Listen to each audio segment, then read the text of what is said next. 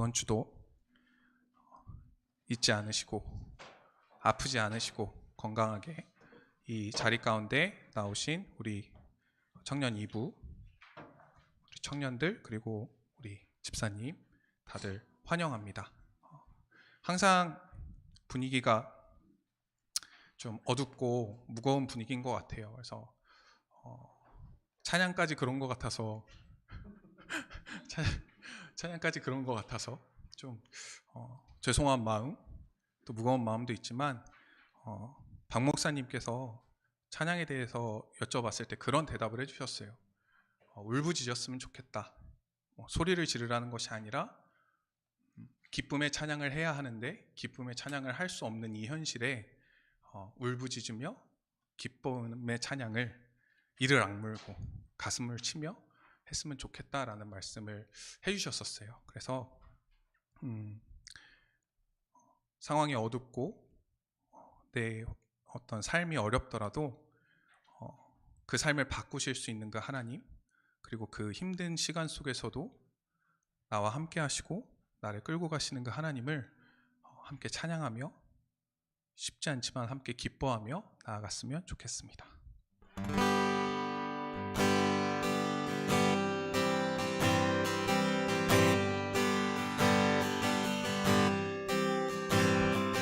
어제와 다른 괴로움과 슬픔,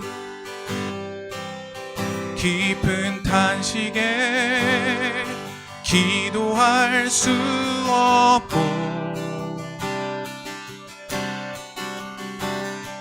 저연한 내 안에 속사람은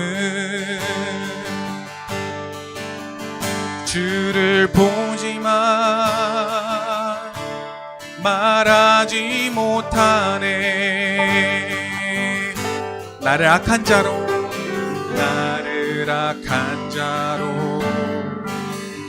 보지 않고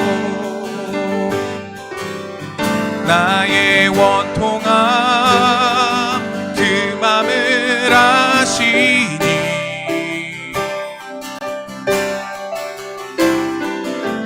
오직 나의 주, 내 주의 사랑이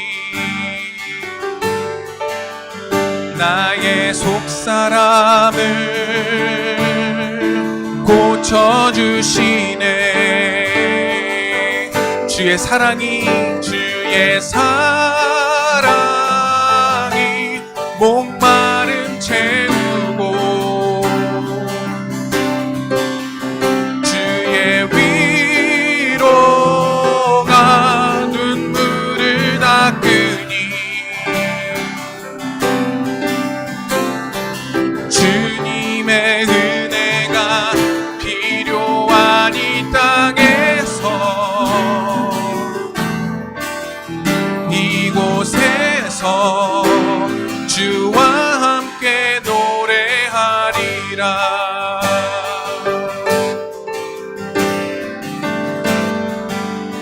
우리 다시 한번 찬양하겠습니다. 나를 악한 자로 보지 않고 나의 원통함 그 맘을 아시니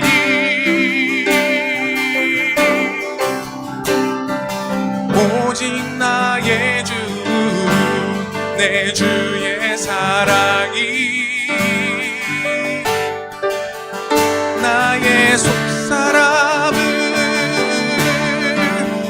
고쳐주시네. 주의 사랑이 목마름 채우고 주의 위로가 눈물을 닦으니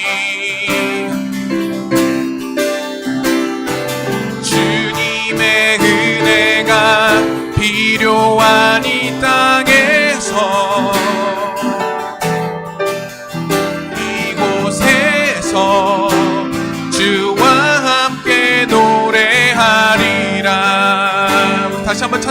합니다. 주의 사랑이 목마름 채우고 주의 위로가 눈물을 닦으니 주님의 은혜가 필요한 이 땅에서 이곳에서 주와 함께 노래하리라. 우리 다시 한번 우리의 목소리로 주의 사랑이 목마름 채우고 주의 위로가 눈물을 닦으니 주님의 은혜가 필요한 이 땅에서 이곳에서 주와 함께 노래하리라. 주님의 은혜가 필요한 이 땅에서 이곳에서 주와 함께 노래하리라.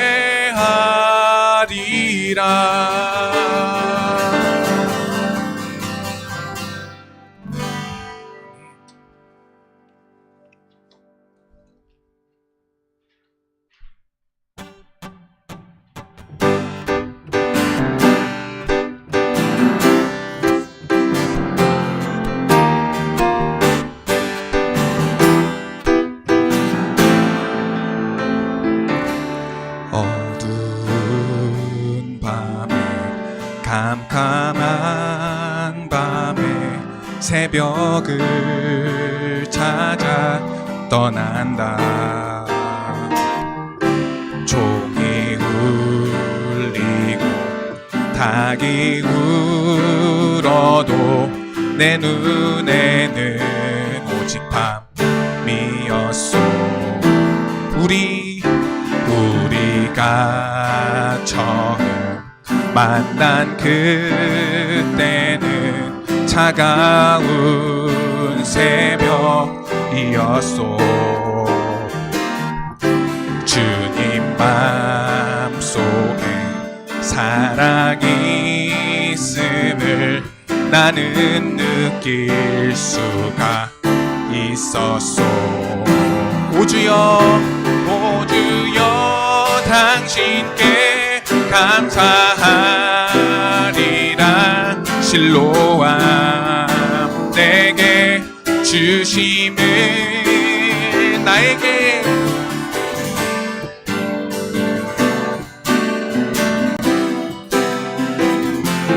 떠나지 않게 하소서. 다시 한번 찬양하겠습니다. 어두운 밤에 캄캄한 밤에 새벽을 찾아 떠난다. 종이 울리고 닭이 울어도 내 눈에는 오직 밤이었소. 우리가 처음 만난 그때는 차가운 새벽이었소. 주님 맘속에 사랑이 있음을 나는 느낄 수가 있었소. 당신께 감사하리라. 실로암 내게 주심을 나에게 영원한 사랑 속에서 떠나지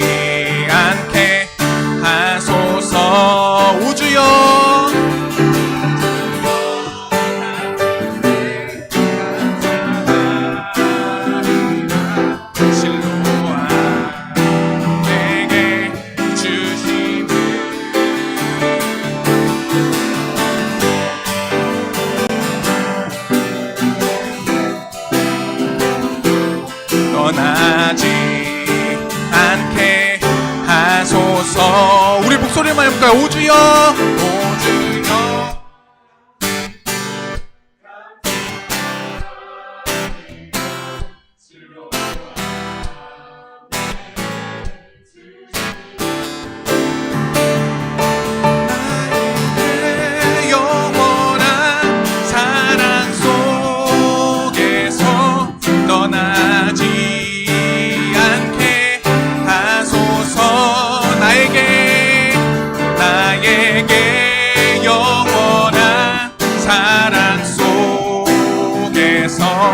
떠나지 않게 하소서.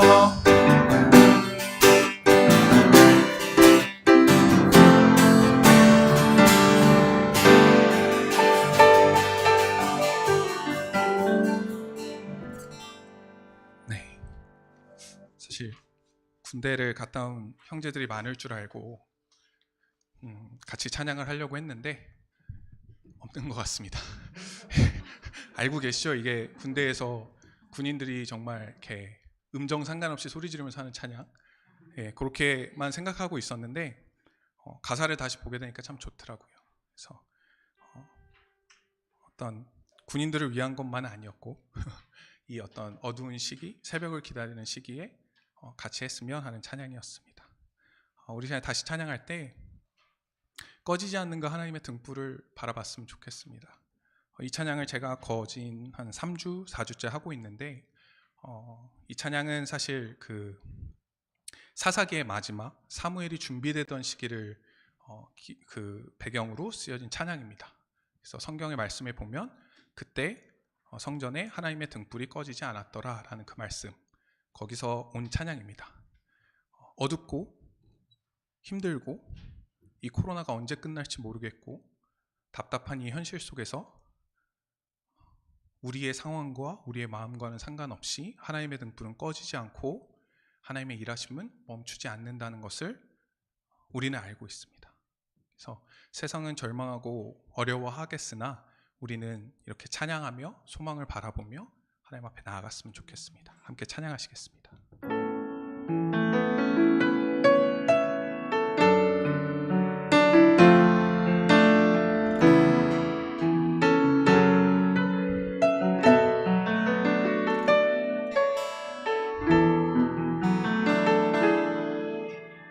긴 어둠 속에 영광의 빛 잃고 죄와 절망의 탄식 소리만 있네. 주의 사랑은 여전히 날 기다리시며 날 부르시네. 하나님은 나의 꺼지지 않는 등불이시니. 긴 어둠 속에 영광의 빛 잃고 죄와 절망의 탄식 소리만 있네. 주의 사랑은 여전히 날 기다리시며 날 부르시네. 하나님은 나의 꺼지지 않는 등불이시니. 주는 나의 빛 구원이시니. 내가 누구를 두려워하리. 주가 찾으시는 종이 되어 나는 주만 섬기리. 주는 나의 힘 소망 되시니. 작은 자의 어둠 밝히시리. 소망 잃어버린 이 땅 위에 주의 영광 비추리. 주 주와 함께 주와 함께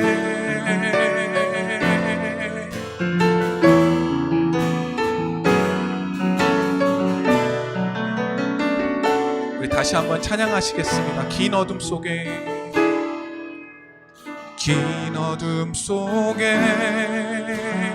영광의 빛이 잃고 죄와 절망의 탄식 소리만 있네. 주의 사랑은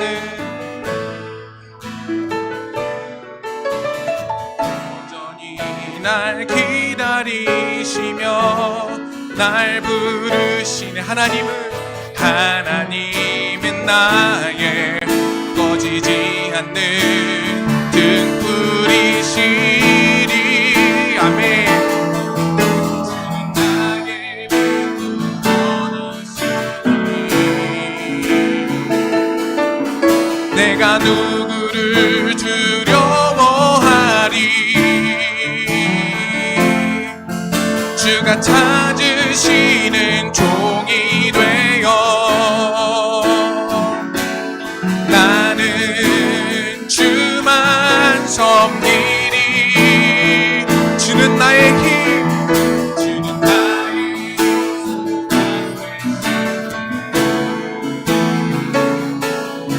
작은 자의 어둠 밝히시리.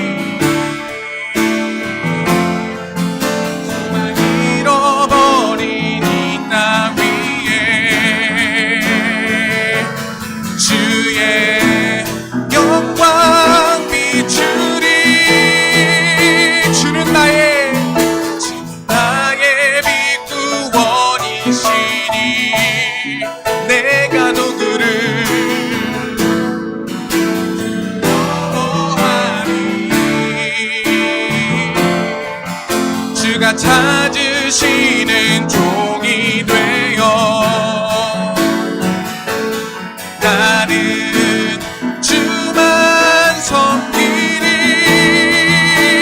주는 나의 힘 소망 되시니 작은 자의 어둠 밝히시리. 소망 잃어버린 이 땅 위에 주의 영광 비추리. 주는 나의 빛 구원이시니 내가 누구를 두려워하리. 주가 찾으시는 종이 되어 나는 주만 섬기리.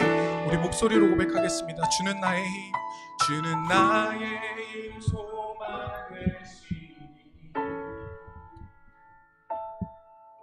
작은 자의 어둠 밝히시니 소망 잃어버린 이 땅 위에 주의 영광 비추리. 주는 나의 힘, 소망 되시니 작은 자의 어둠 밝히시니 작은 자의 어둠 밝히시니 소망 잃어버린 이 땅 위에 주의 영광 비추리.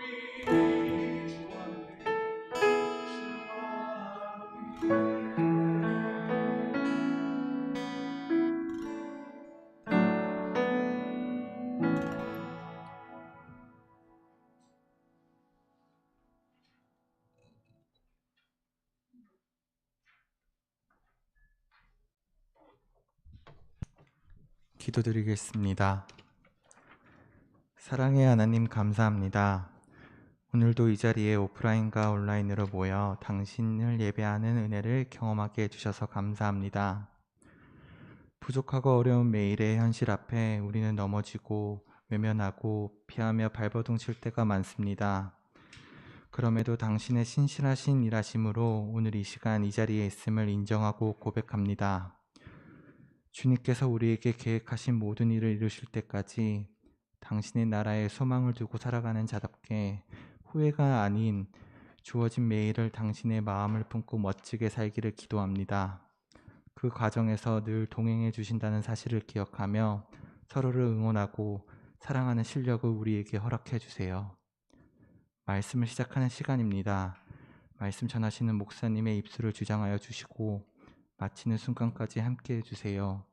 또한 지치고 힘들었던 각 지체들의 삶에 당신의 회복의 은혜가 이 시간 넘치길 바라며 예수님의 이름으로 기도합니다. 아멘.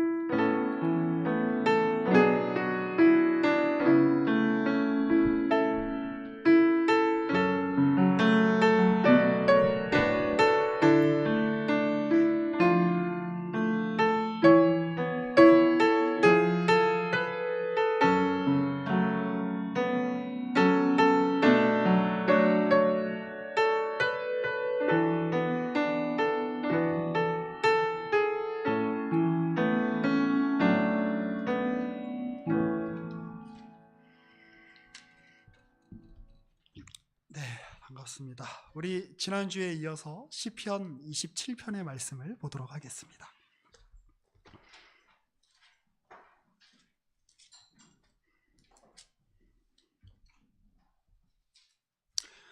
제가 한 절, 여러분들께서 한 절 교독하도록 하시겠습니다. 시편 27편 1절에서 14절의 말씀입니다. 여호와는 나의 빛이요 나의 구원이시니 내가 누구를 두려워하리요. 여호와는 내 생명의 능력이시니 내가 누구를 무서워하리요.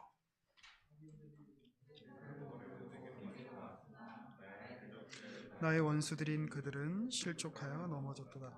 군대가 나를 대적하여 진칠지라도 내 마음이 두렵지 아니하며 전쟁이 일어나 나를 치려 할지라도 나는 여전히 태어나리로다.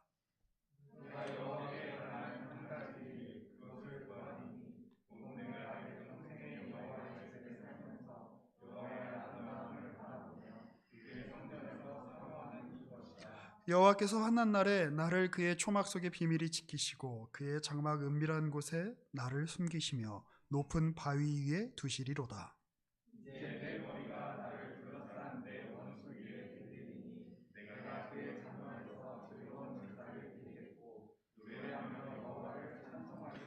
여호와여 내가 소리내어 부르짖을 때에 들으시고 또한 나를 긍휼히 여기사 응답하소서.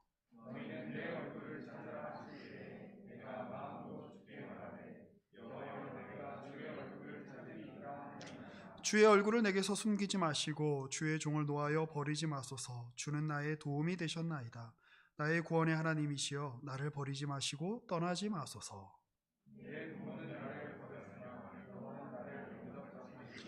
여호와여 주의 도를 내게 가르치시고 내 원수를 생각하셔서 평탄한 길로 나를 인도하소서.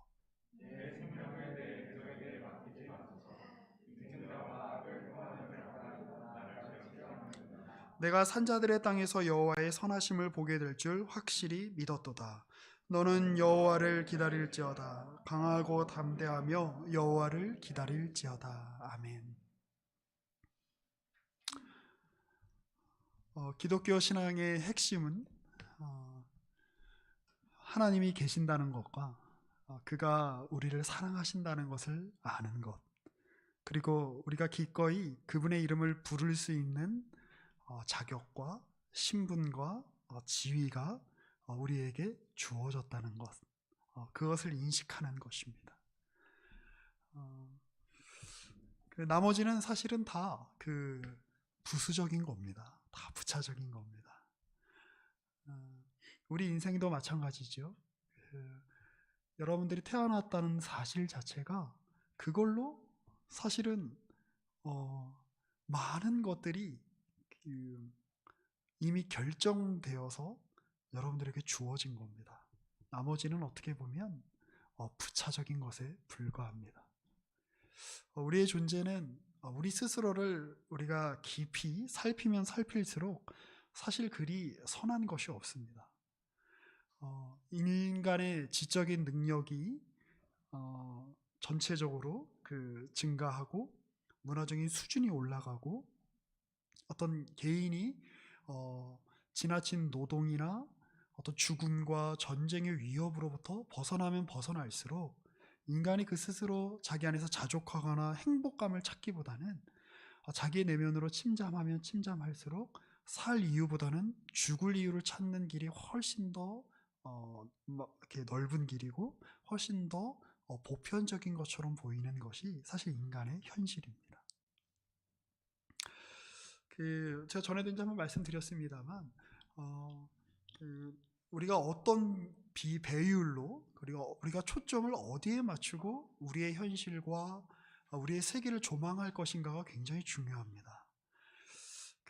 혹시 뭐 여러분들 중에 뭐 피부과 이런 데서 혹시 일하는 분이 있으세요? 그러면 이제 예를 들어 뭐 내가 피부과에서 일한다고 생각해 보죠. 그런데 그 전문성을 피부과에서만 발휘해야 되는데 우리가 여기 만난 자리에서 사실 발휘하면 굉장히 곤란합니다. 옆에 사람 볼 때마다 그 사람 이마에 나 있는 뼈다락지가 계속 거슬리고 왜 저 사람 왜 저기에 저런 피부 트러블이 있지 계속 그게 보이고 그것만 보인다면 사실은 여기에 함께 모여 있는 것에 내가 그 사람을 만난 것에 참된 의미를 발견하기가 굉장히 힘들 겁니다. 우리가 때로는 아주 미시의 영역에 대한 이해가 필요할 때가 있죠. 그리고 사실 대부분의 전문 영역은 그런 미시적 세계에 대한 어떤 특정한 미시적 세계에 대한 깊은 이해를 전제로 합니다. 어느 전공 영역, 꼭 과학이 아니더라도 마찬가지죠. 인간의 심리를 연구하는 학자라면 인간 심리의 아주 그 연구 대상이 되는 그 부분에 대해서 아주 미시적으로 세밀하게 연구해야 할 겁니다.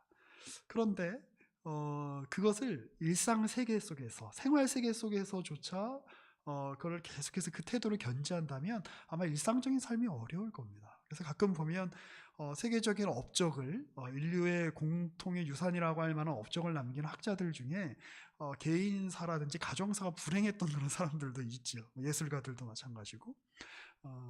아마 자기가 속한 이 생활 세계와 자기가 전문으로 삼는 그 미시의 세계에 대한 어떤 혼동이 있었기 때문이 아닌가라고 이렇게 생각해 볼 필요가 있습니다. 만약에 여러분들이 세균학자라고 한번 생각해 보지요. 미생물 학자다 그러면 사람을 가까이 보면 볼수록 그 사람 안에 있는 뭐만 보일까요? 예, 그 병균만 보일 겁니다. 저 사람은 얼마나 많은 병균으로 이루어졌나 이런 식으로 보이지 않을까요? 그런데 그렇게 해서는 그 사람의 전체를 파악하기가 힘듭니다. 어느 정도 그 사람 파악하기 위해서 너무 가까워도 안 되고 사실 너무 멀어도 안 되죠. 너무 멀면 희미하거나 인식이 안 되거나 그냥 있는지도 없는지도 모르기 때문입니다.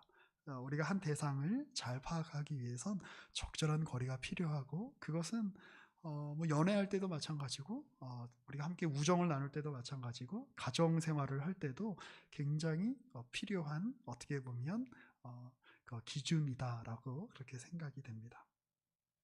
지난주에 그렇게 말씀드렸습니다. 이 다윗은 굉장히 어려운 시기를 겪었는데 어떻게 그 내면이 무너지지 않았을까? 사실 우리가 겪는 어려움의 가장 큰 우리에게 가장 치명을 입히는 아마 가장 큰 내용은 우리 멘탈이 무너지는 걸 텐데 그는 어떻게 멘탈이 무너지지 않고 잘 그 어떤 역경들을 이겨낼 수 있었을까? 물론 하나님이 베푸신 은혜 때문이죠. 일단 기본적인 전쟁 그겁니다. 하나님이 그에게 은혜를 베푸셨다는 것은 사울이 다가오다가 갑자기 다윗이 딱 한번 이렇게 눈에 힘 딱 주면 사울의 군대가 다 증발해 버린다거나 뭐 사울이 막 잡으러 왔다가 다윗이 딱 기도 한번 하면 지진이 나서 사울의 군대를 다 삼켜버렸다거나 이런 게 아니죠. 하나님이 죽을 수밖에 없는 말이 안 되는 상황인데 다윗에게 날마다 새로운 삶을 주셨다라는 것입니다. 그런데 이게 여러분 굉장히 큰 조건이에요. 여러분들이 오늘 하루를 우리에게 하나님께서 우리가 오늘 하루를 주셨고 우리가 그것을 부여받았다는 사실. 자, 그런데 한 걸음 더 나아가서 그의 마음이 무너지지 않을 수 있었던 이유는 그가 적절한 어떤 배우를 가지고 자신의 삶과 그리고 그 세계를 사실 바라봤기 때문이라고 저는 그렇게 이제 설명을 드리고 싶었던 겁니다. 그럼 우리가 어디에 초점을 맞춰서 바라봐야 할 것인가?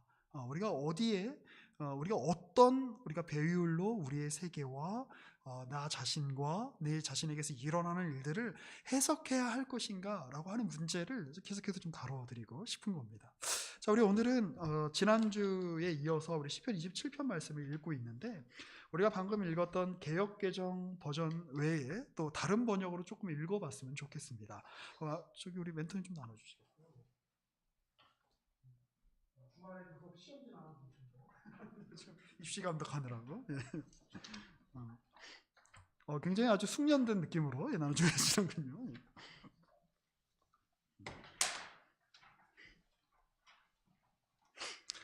자, 오늘은 그 세 번역으로 우리 시편 27편을 우리 같이 보면서 또 우리 한 구절 한 구절 우리가 의미를 한번 헤아려 보도록 하겠습니다.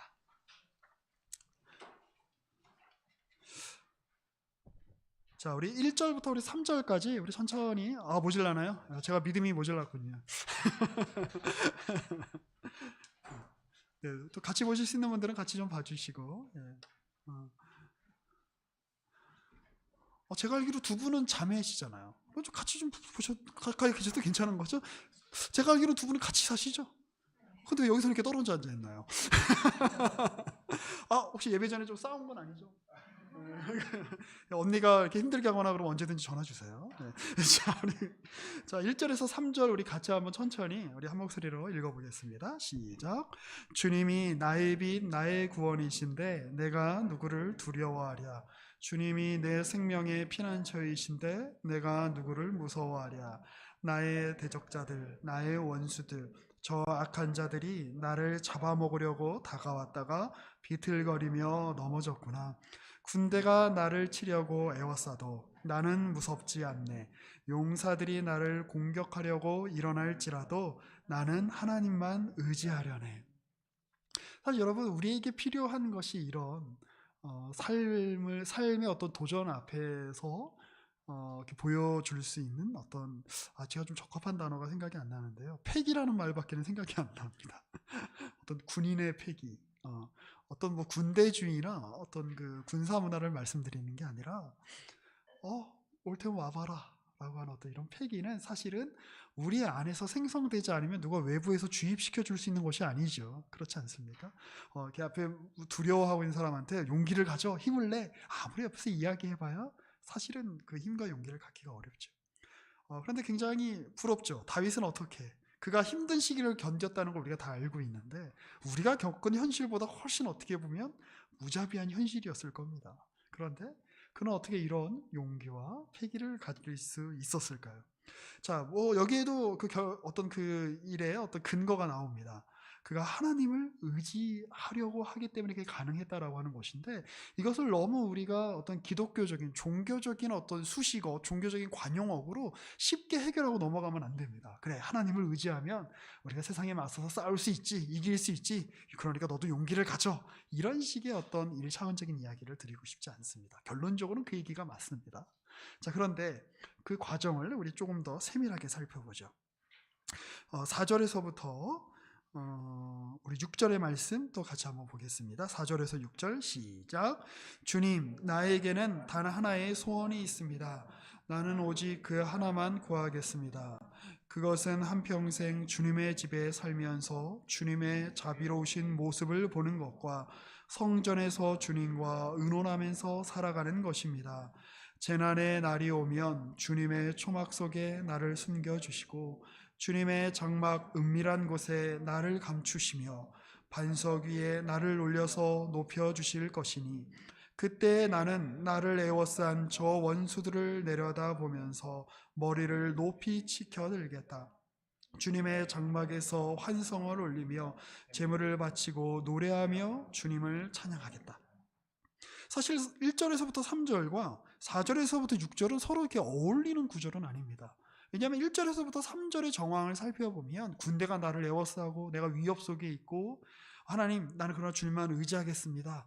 그러니 저 군대를 무찔러 주십시오라든지 문제를 해결해 주십시오. 제가 아니면 저에게 강력한 힘을 주십시오. 저 군대를 무찌를 수 있는 더 강력한 군사력을 주십시오라고 이어져야 논리적으로 맞는 것 같아 보입니다. 흐름상. 그런데 갑자기 그 장면이 확 전환돼요. 성전을 떠올리고 있습니다. 물론 다윗 때는 성전이 없었지만 성전을 떠올리면서 주님이 저한테 한 가지 소원이 있는데 나는 그것만 구하겠습니다. 그런데 이것이 나는 하나님만 의지하겠습니다라는 3절의 끝 문장과 이어져 있는 문장이라는 것을 여러분 기억하실 필요가 있습니다. 우리는 어떻게 하나님을 의지할 수 있게 되는가? 우리는 어떻게 군대가 나를 에워싼다라고 할지라도 두렵지 않습니다. 나는 주님을 의지하기 때문입니다. 라고 하는 어떤 신앙의, 신자의 어떤 패기를 가질 수 있는가? 자, 4절에 보면 나는 주님의 집에 살겠습니다. 나는 그 안에서 주님의 자비로운 모습을 볼 것이고 성전에서 주님과 의논하며 살겠습니다. 5절에 보면 주님의 초막이란 단어가 있죠. 주님의 장막, 은밀한 곳. 그리고 6절에도 보면 주님의 장막이라는 단어가 나옵니다. 이거 어떤 말인 것 같아요? 이걸 한번 떠올려 보시죠. 여러분 초등학교 때를 한번 떠올려 보시면 학교에서 아무리 아이들하고 이렇게 안 좋은 일이 있었다라고 할지라도 뭐 치고받고 한다라고 할지라도 보통 일반적인 어떤 그 가정에서 자란 어떤 경우라면 괜찮습니다. 왜 괜찮죠? 그 상황이 계속 지속될 것이 아니라는 것을 알기 때문입니다. 학교가 끝나면 어디로 가죠? 다리 밑으로 가나요? 예, 어떻게 저기 쓰레기 소각장 뒤로 가서 어떻게 담배 한 대씩 피시나요?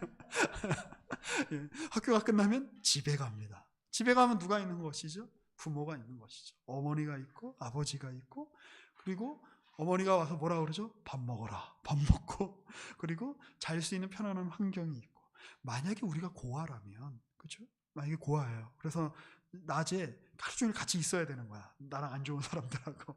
그래서 낮에 내가 내 옆에 있는 애랑 막 치고받고 있고 걔가 나보다 힘이 세갖고 날 막 괴롭히는데 학과가 끝나도 저녁이 돼도 계속 그 친구랑 같이 있어야 돼. 잠을 자야 되는데 그 친구가 옆에서 자. 그래서 여러분 잠을 제대로 잘 수 있겠습니까? 불안하죠. 그런데 그것이 아니라는 걸 알기 때문에 마음 편하게 자고 다음날 또 아무렇지 않게 학교 갈 수 있는 것이죠. 다윗은 어떻게 멘탈이 흔들리지 않을 수 있었을까가 제 질문이었습니다. 그런데 그는 실질적으로는 아마 매일 밤마다 어떤 공격의 위협 그리고 어떤 자신과 자신이 사랑하는 사람들과 자신이 이룬 모든 것들이 한 방에 그 사울의 질투심 때문에 그가 가진 군사력 때문에 한 방에 다 날아갈지 모른다라고 하는 그 두려움 속에 잠을 못 이루는 날도 굉장히 많았을 겁니다. 그런데 그가 가지고 있었던 마음 무엇이었습니까? 그는 비결이 있었던 거죠. 사울은 궁전이 있었습니다. 다윗은 궁전이 없었죠. 궁전이 어디 있어요? 그냥 동굴 같은 데 유리하면서 피하면서 약간 되게 어렵게 광야를 헤매던 그런 시기도 있었죠. 사울은 주변에 군대도 있었습니다. 다윗은 그 주변에 사실 그렇게 많은 어떤 강력한 군대가 있었던 것 같지는 않습니다.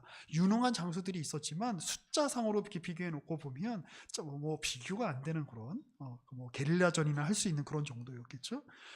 사울은 재물도 많았고 모든 것이 갖춰져 있었습니다. 다윗의 외적 조건은 그것에 비하면 너무나 말할 수 없게 초라했죠. 그러나 그에겐 무엇이 있었습니까? 사울에게는 없는 영적인 공간이 있었습니다. 영적인 시공간. 무엇입니까? 주님의 얼굴을 맞대고 주님의 얼굴을 보고 주님의 도우심을 구하고 주님이 그의 아버지가 되시고 그의 어머니가 되시고 주님이 그를 돌봐주시는 그 시공간 속에서 다윗은 그 어려운 시기에 흔들리지 않는 어떤 믿음과 확신을 누릴 수 있었던 것이죠. 다윗이 늘 확신에 가득 찼다 이런 얘기를 하는 게 아닙니다.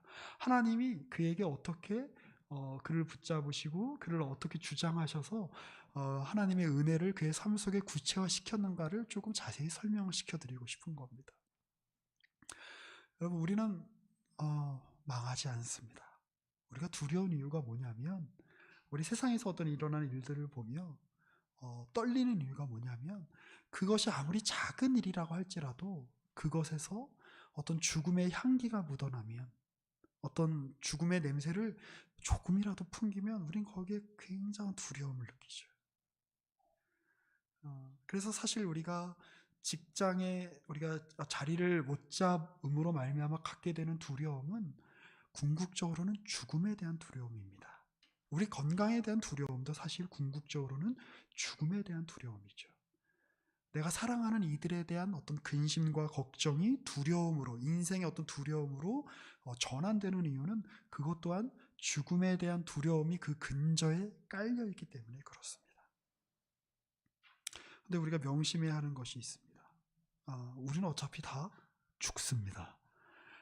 이렇게 파릇파릇한 여러분들을 보면 우리는 어차피 다 죽는다는 얘기를 하니까 굉장히 미안합니다만 저도 곧 죽을 거고 여러분도 곧 죽으실 겁니다. 인생이 그렇게 길지 않아요. 그런데 우리 기독교가 가지고 있는, 기독교 신앙이 가지고 있는 이 메시지가 왜 복음인 거냐? 주님이 죽음을 이기셨다라고 하는 그 메시지가 우리에게 들려졌고 우리가 그 메시지의 영향력 속에 살고 있고 여전히 그 메시지를 증거하는 유일한 집단이기 때문에 그렇습니다. 그러면 그게 구체적으로 어떤 효과가 있는 거냐? 뭐 니체나 프로이트 같은 사람들이 비판했던 것처럼, 아니면 하이데거 같은 사람들이 비판했던 것처럼, 이 기독교 신앙이 죽음 이후에 더 나은 삶이 있을 거야, 더 좋은 일이 있을 거야. 그러니까 이 죽음을 뭉개는 거죠. 죽음의 의미를. 죽음을 이렇게 잊거나 아니면 괜찮을 거야 라고 하면서 그냥 반창고 하나 붙여주듯이, 암이 걸렸는데 반창고 붙여주고 괜찮을 거야 라고 이야기하는 식의 종교적 어떤 기만, 술수 라고 그렇게 비판하기도 하지요. 생각이 있는 사람들은. 실제로 그렇게 생각하면서 기독교 신앙 안에 머물러 있는 사람들도 부지기수입니다. 그러나 그런 차원의 이야기를 하는 게 아닙니다. 성경만큼 사실 죽음이 우리의 현실이다라고 이야기하는 책도 없습니다. 그리고 우리의 인생이 영원히 지속되는 것이 아니라 단회적이다라고 이야기하는 책도 없습니다. 성경만큼. 그렇죠? 차라리 불교에서 가르치듯이, 다른 종교에 가르치듯이 이렇게 다음 생애가 있다면 그래도 좀 괜찮잖아요. 지금은 좀 힘들지만 다음 생애에는 우리 장원 멘토님한테 그렇게 보장이 되는 거죠. 지금 힘들지만 열심히 좋은 일을 하고 살면 다음 생에는 공유로 태어날 거예요. 라든지 너 지금 이딴 식으로 살면 다음 생에는 개로 태어날 거야. 라든지 그래도 다음 생애가 뭔가 보장이 된다면 그래도 좀 약간 희망적일 수 있는데 성경의 이야기는 굉장히 단호합니다. 우리의 삶은 일회적이라는 것이죠. 그러면 우리는 하나님이 우리를 일회용품처럼 사용하고 내팽겨 치시는 그런 되게 허무한 존재에 불과한 것인가? 그런 생각이 들기도 합니다. 그런데 그렇지 않습니다. 성경이 이 죽음에 대해서 이야기할 때에는 죽음이 우리를 위협하는 가장 큰 위협인 건 사실입니다. 그리고 우리가 겪게 되는 두려움의 그 근저에는 두려움의 양상은 다 다를 수 있지만 공통된 근저, 공통된 기반에는 죽음이라고 하는, 모든 것이 다 끝날 거야 라고 하는 그 두려움이 우리 가운데 있는 것이죠. 저도 사실 그 두려움이 있습니다. 제가 몇 번 얘기했는데 저 신혼 초에 결혼하고 나서 아내랑 되게 좋았을 적에 지금도 좋아요. 지금도 좋은데 지금도 굉장히 좋습니다. 예, 오해하지 말아주시고요. 근데 이제 아내가 이렇게 잠든 모습을 보면 막 눈물이 날 것 같은 거예요. 막 제가 혼자 감상에 젖어가지고 왜냐면 이렇게 사랑스러운 아내가 내가 만약에 먼저 죽어서 이 험난한 세상을 먼저 혼자 산다, 이 아내 혼자 산다면 얼마나 힘들까. 그래서 제가 늘 아내한테 네가 먼저 죽어라. 내가 나 없는 세상을 네가 혼자 애써서 사는 걸 내가 보기가 너무 힘들다. 그리고 아내는 얘기하죠. 자기가 언제 TV에서 봤는데 어떤 할아버지가, 할머니가 먼저 돌아가셔서 혼자 사는 걸 봤는데 너무 힘들어 보이더라. 오빠가 그런 삶을 사는 거 허락할 수 없다. 오빠가 먼저 죽어라. 이렇게 이야기를 하죠. 너무 행복한 순간에 그 행복이 언제 깨어질지 몰라 라고 하는 두려움이 우리 안에 있는 거죠. 너무 좋으니까, 행복하니까. 저 애들이 태어났을 때도 그런 마음을 가집니다. 우리가 사실 너무 좋은 것이 주어졌을 때 그게 너무 좋지만 이게 언제 사라질지 몰라라고 하는 그 불안과 두려움이 사실 우리에게 다 있는 것 아닙니까? 그런데 그것을 계속해서 영속될 거야. 나한테 주어진 좋은 것이 계속해서 끊임없이 나에게 주어지는 걸 거야 라는 식의 이야기를 기독교 신앙이 하고 싶은 게 아닙니다. 언젠가 여러분 우리는 다 떠나보내야 되고 우리도 떠나야 합니다. 사실 우리가 코로나 때문에 어려운 것도 사실 그거죠. 그 근저에는 사실은 코로나는 굉장히 구체적으로 어떤 죽음의 어떤 냄새를 풍기기 때문에 그렇습니다. 우리가 일상생활이 많이 불편해졌다는 것도 굉장히 우리를 우울하게 만드는 중요한 요인 중에 하나이긴 합니다만, 근데 한번 생각해 보십시오. 제가 처음 우리가 이제 같이 이렇게 모였을 때 말씀드렸듯이 이런 위협과 이런 도전이 없던 시대가 있었을까요? 그렇죠? 언제나 이에 못지않는 위협과 도전이 있었다는 것을 기억할 필요가 있습니다. 이 문제가 해결되면 우리의 삶에 아무 문제가 없을까요? 아니, 그렇지 않습니다. 여러분들이 생각하시는 중요한 문제들이 있을 겁니다. 내가 어떤 취직만 된다면, 내가 여자친구만 생긴다면, 내가 남자친구만 생긴다면, 아니면 내가 어떤 문제가 해결만 된다면, 그런데 여러분들 생각하는 그 가장 간절하고 가장 강력한, 여러분들 삶에 강력한 영향을 끼치는 것 같은 문제가 해결된다고 해서 우리의 근본적인 문제가 해결되지는 않습니다. 자, 이 대목에서 이런 이야기를 또 같이 또 나눠보고 싶습니다. 우리 9절 한번 보실까요? 9절. 주님의 얼굴을 내게 숨기지 말아 주십시오. 주님의 종에게 노하지 마십시오. 나를 물리치지 말아 주십시오. 주님은 나의 도움이십니다. 나를 버리지 마시고 외면하지 마시고 주님은 나를 구원하신 하나님이십니다. 나의 아버지와 나의 어머니는 나를 버려도 주님은 나를 돌보아 주십니다. 주님, 주님의 길을 나에게 가르쳐 주십시오. 내 원수들이 엿보고 있으니 나를 안전한 길로 인도해 주십시오. 그들이 거짓으로 증언하며 폭력을 휘둘러서 나에게 대항해 오니 내 목숨을 내 원수의 뜻에 내맡기지 마십시오. 지금 그 사울의 위협 앞에서, 그리고 여러 가지 역경 앞에서 다윗은 이렇게 고백하고 있는 겁니다. 주님, 저 세상의 폭력, 세상의 두려움, 그리고 그것이 궁극적으로 만들어내는 죽음은 우리에게 가장 강력한 것임이 분명합니다.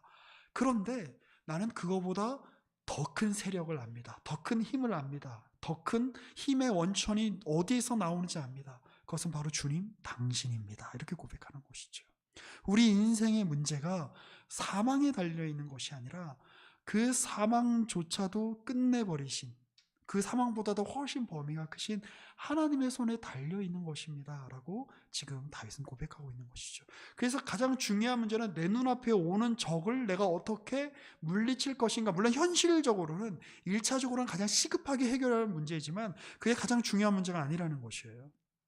나에게 오는 위협과 겁박과 여러 가지 두려움과 이 내용들이 나에게 가장 큰, 어떻게 보면 중요한 내용일 수 있지만 그것보다 더 크고 중요한 문제가 있다는 것을 다윗은 알고 있던 사람입니다.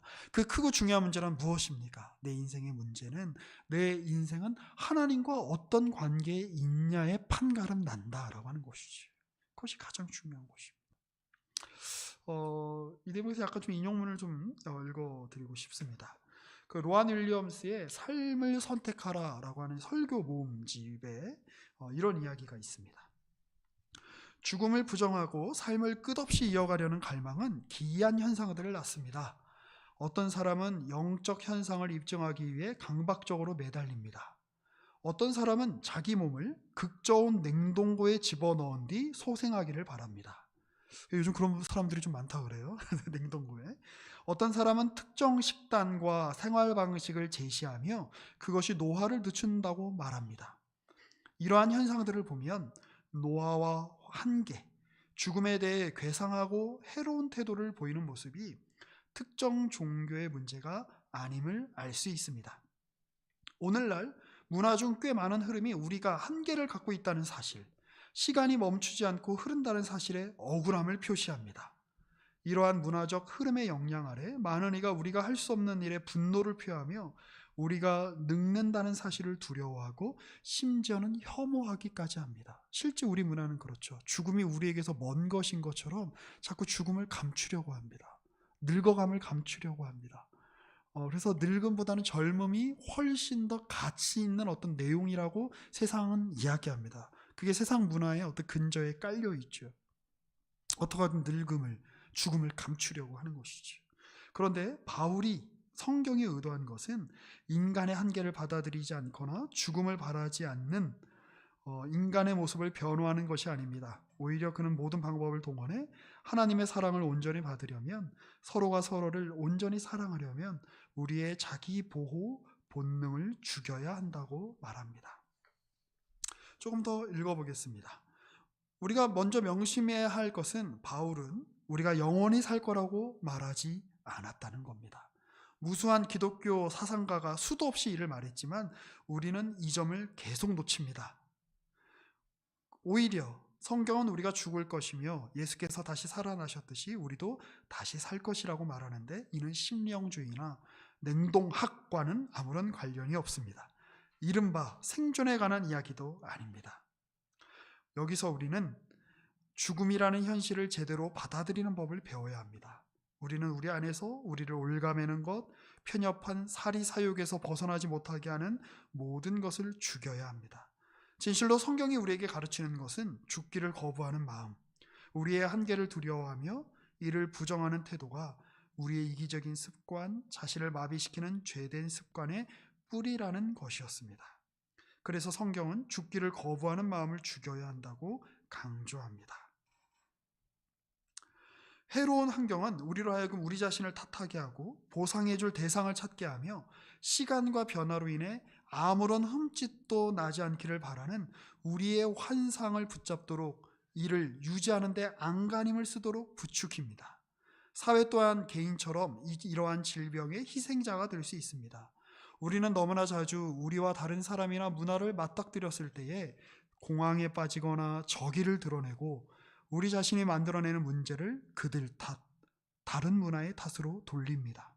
우리는 기술이 심화시킨 환경 문제를 기술로 해결할 수 있다는 근거 없는 자신감을 포기하지 않습니다. 우리 자신을 위해 부와 안락함을 창출할 능력과 무한함은 아무런 연관이 없음을 믿지 못하기 때문입니다. 우리는 안전한 상태를 완벽하게 만들고 유지하면 누구도 우리를 영원히 위협하지 못하리라는 환상을 갖고 있습니다. 그런데 이런 것이 성경이 말하는 육체의 행실이다라고 그렇게 로안 윌리엄스는 지적하고 있습니다. 우리가 두려운 이유가 무엇입니까? 우리가 쥐고 있는 것, 우리가 누리고 있는 것, 이것이 어떠한 흠도 없어야 된다라고 하는 강박이 우리로 하여금 생애에 대해서, 우리의 삶에 대해서 더 열린 태도를 갖지 못하게 하고 자꾸 움츠러들게 하고 자꾸 위축되게 하고 앞으로 나아가지 못하게 하는 것은 아닐까요? 다윗은, 그리고 오늘 우리가 읽었던 시편은 거기에서 우리가 한 발짝 더 나아가기를 요구하고 있습니다. 부모도 우리를 도울 수 없는 문제입니다. 그렇죠? 우리의 생애 문제는 나를 가장 사랑하는 이들 도울 수 없는 문제입니다. 그런데 그 문제가 주님의 손에 달려있다. 주님께서 심지어 죽음조차도 예수로 말미암아 죽이시고 우리에게 영원한 삶을, 우리에게 부활을 약속하시는 주님이시다라고 하는 그 믿음이 아니면 우리는 죽음이 위협하는 이 생애 속을 온전히 살아갈 수 없다고 성경이 이야기하고 있습니다. 우리는 기독교인으로 이 자리에 한 곳에 모여 있습니다. 우리는 거의 1년 가까이 죽음의 향기가 진동하는 세계의 정세 속에 온 세계가 그 일에 몰두하며, 그래서 그 두려움과 공포로 서로가 서로를 배척하고 두려워하고 혐오하고 간이 콩알만해진 그런 시대를 우리가 살고 있습니다. 그 속에서 부활을 아는 자, 그리스도로 말미암은 영원한 생명을 아는 자들이 할 수 있는 담대한 모습, 넉넉한 모습이란 어떤 것일까요? 우리가 어디 밖에 나가서 캠페인을 하자는 뜻이 아닙니다. 무모하게 굴자는 뜻도 아닙니다.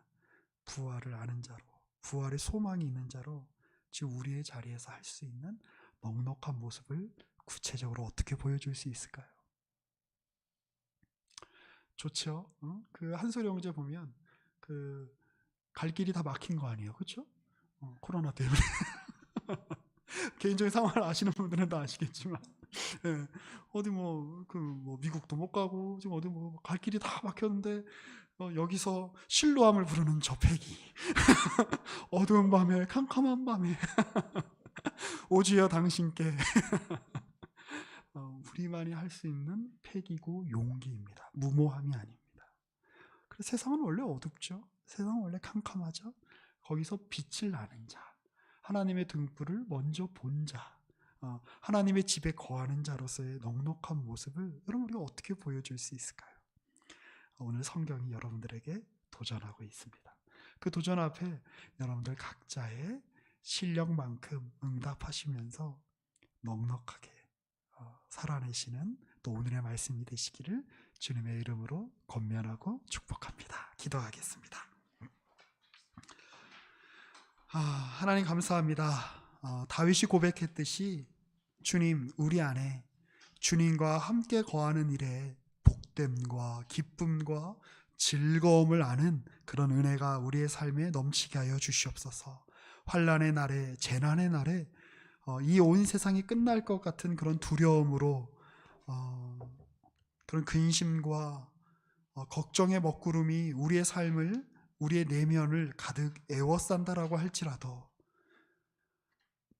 부모가 나를 돌볼 수 없는, 그 어떤 이들도 나를 도울 수 없는 고립되고 심각하며 나 홀로 맞닥뜨려야 하는 그 문제 앞에 우리가 놓인다라고 할지라도 애초에 우리는 없던 존재이며 우리는 무의이며 우리는 아무것도 아닌 존재들이었는데 주님의 헤아리심으로, 주님의 택하심으로, 주님이 정하신 때에 우리가 지금 이 세계 속을 살고 있고 숨쉬고 있고, 다른 이가 아닌, 우연이 아닌, 자연이 아닌, 그 어떤 인간이나 그 어떤 영적 존재도 아닌 하나님이 우리에게 오늘의 생명과 오늘 하루를 허락하셨다는 사실을 기억하게 하여 주시옵소서. 그 기억을 가지고, 그 인식과 그 하나님을 아는 지식을 가지고 오늘 우리에게 펼쳐지는 생의 도전을 멋있고 늠름하게 맞닥뜨리며 우리에게 허락된 인생길을 걸어가는 우리 모두가 될 수 있도록 주님께서 함께하여 주옵소서. 우리의 구주이신 예수 그리스도의 이름으로 기도합니다. 아멘. 하나님의 등불 함께 찬송하시겠습니다.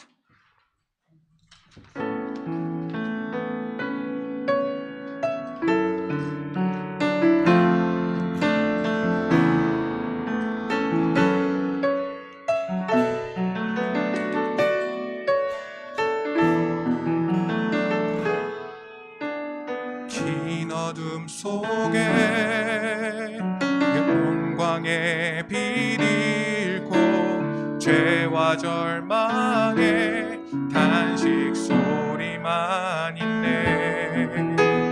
주의 사랑은 여전히 날 기다리시며 날 부르시네. 하나님은 나의 꺼지지 않는 등불이시니. 우리 이 시간에 다시 한번 찬양하실 때 우리가 이 찬양을 통해 함께 주님의 장막 속으로 들어가십시다. 우리 오늘 시편 27편의 말씀처럼 이 세계는 어두움으로 가득합니다. 죄로 가득합니다. 절망과 탄식으로 가득합니다. 그러나 우리는 하나님의 장막에, 하나님의 성막에 들어갔던 사무엘같이, 하나님의 성소를 향해 나아갔던 다윗같이 우리는 주님의 돌보심을 기대하며 주님의 얼굴을 구하며 주님의 영광의 빛을, 주님의 그 등불을 우리가 바라보며 주님 앞에 나아갑니다. 그런 마음으로 다시 한번 우리 찬양하시겠습니다.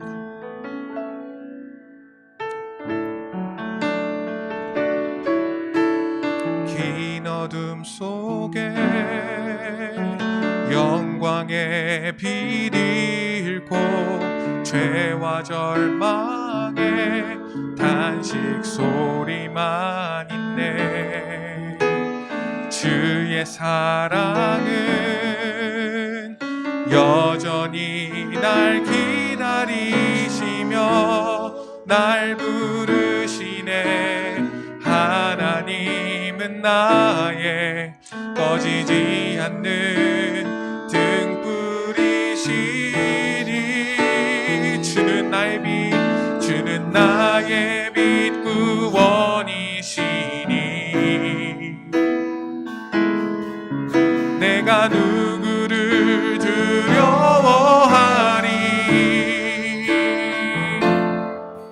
주가 찾으시는 종이 되어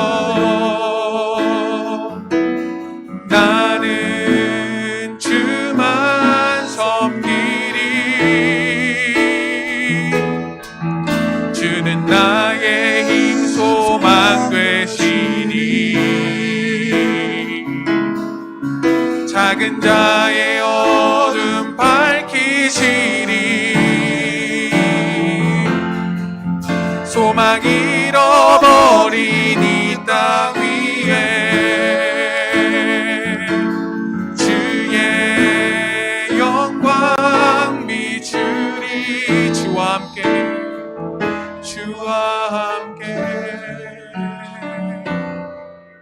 시간 함께 같이 기도하며 주님 앞에 나아갔으면 좋겠습니다. 주님, 제가 주님의 성소로 들어갑니다. 주님, 불신의 공간이 아닌, 의심의 시간이 아닌 주님과 함께 먹고 마시며 누리는 이 예배의 시간으로, 예배의 공간으로 우리를 불러주셨사오니 우리의 마음을 주님께로 향합니다. 주의 성신께서 우리를 도와주시옵소서. 우리의 시선이 주님을 향하게 하여 주시옵소서. 우리의 삶의 근거와 우리의 삶의 끝과 우리의 삶의 전체가 주의 손에 달려있다는 사실을 이 시간에 우리의 마음 깊은 곳으로부터 진심으로 고백하는 그러한 일이 우리 안에 있게 하여 주시옵소서. 보혜사 성령께서 우리를 도와주옵소서. 우리의 마음이 주님을 향하기를 원합니다. 우리의 심령이 주님께로 들려 올려지기를 원합니다. 우리가 주님과 연합된 존재라는 사실을 깊이 누리며 만끽하기를 원합니다. 주님, 지금 여기는 주님의 시간이요, 주님의 공간이요, 주님의 집입니다. 우리 그렇게 주 앞에 함께 같이 나아가십시다. 주님, 우리가 이 시간에 주는 나의 빛 구원이시니 우리가 주님을 의지합니다. 우리가 주님을 바라봅니다. 우리의 눈이 주님을 향하기를 원합니다. 우리의 귀가 주의 음성 듣기를 원합니다. 우리의 마음이 주님을 향합니다. 오늘 우리를 먹이시고, 오늘 우리를 재우시고, 오늘 우리를 돌보시는 그 주님을 우리가 우리에게 평안을 주시고, 우리에게 진정한 안식을 주시고, 우리를 하여금 살아가게 하시며 우리에게 힘과 용기를 주시는 주님, 우리의 나약함, 우리의 절망과 우리의 의심과 우리의 두려움과 우리의 모든 낙심을 주님의 빛으로 모든 어두움을 제하여 주옵소서. 우리 이 시간에 주님을 바라보며 나아가기를 주는 나의 힘 소망 되시니 작은 자의 어둠 밝히시니 소망 잃어버린 이 땅 위에 주의 영광 비추니 주는 나의 힘, 주는 나의 힘 소망 되시니 작은 자의 어둠 밝히시니 소망 잃어버린 이 땅 위에 주의 영광 비추니 주와 함께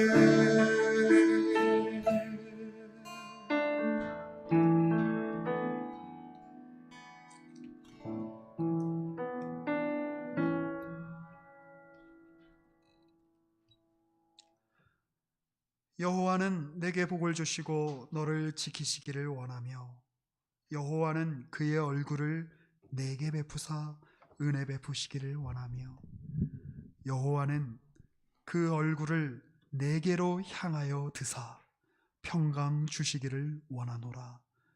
주 예수 그리스도의 은혜와 하나님 아버지의 사랑과 성령의 교통하심이 주의 집안에 거하며 주님과 함께 먹고 마시며 주님이 돌보시는 그 돌보심을 누리며 주의 은혜와 주의 안식 가운데 거하기 원하는 우리 모든 청년이부 지체들 위에와 모든 주의 권속들 위에 지금부터 영원까지 함께 계실지어다. 아멘.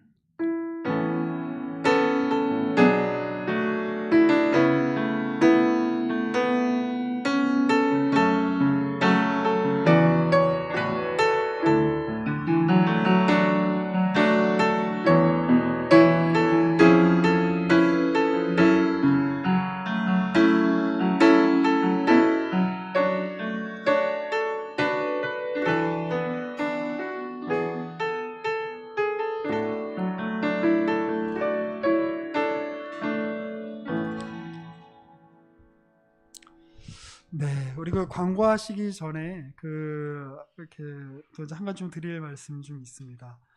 두 개가 있는데요. 저는 세 개 그냥 제가 다 할까요? 네. 그 먼저 광고사항 두 개만 좀 먼저 말씀드리면 하나는 우리 청년 2부에 있는 우리 신서윤 자매님이 계세요. 그리고 화가시죠. 한두 달 전에 그 서초동에 있는 어떤 갤러리에서 이제 개인전을 했었는데 그 작품들을 이제 그리면서 이제 그렸던 이제 스케치들 그리고 몇몇 작품들을 해가지고 저희 우리 근처에 있는 또 우리 저와 우리 장호 멘토님이 함께 참여하고 있는 그 나비루라는 독립서점에서 이제 한 2주 정도 전시회를 하기로 했어요. 그래서 여러분들 시간 되시면 같이 오셔서 같이 작품도 봐주시고 또 함께 교제하시는 시간 나누었으면 좋겠습니다. 그리고 이제 오늘도 아마 이제 대구 내려가느라 못 왔을 텐데 그 아희 자매님이 이제 독서 모임을 이제 하나 지금 이제 기획을 하고 있습니다.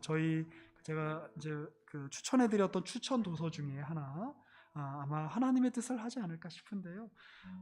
그래서 이제 독서 모임 이름을 뭐로 하면 좋겠냐 그러길래 그냥 제가 그냥 아히낙낙이라고 하라고 약간 희희낙낙을 약간 바꿔서 이렇게 했는데 좀 더 구체적인 광고는 저희가 또 뭐 유튜브라든지 아니면 또 이제 개인 이렇게 조 카톡방을 통해서 이렇게 말씀을 좀 드리도록 하겠습니다. 특별히 그 젊은 우리 자매님들이 많이 참여를 해주시면 좋을 것 같습니다. 젊은이랄까 이상하다 우리도 좀.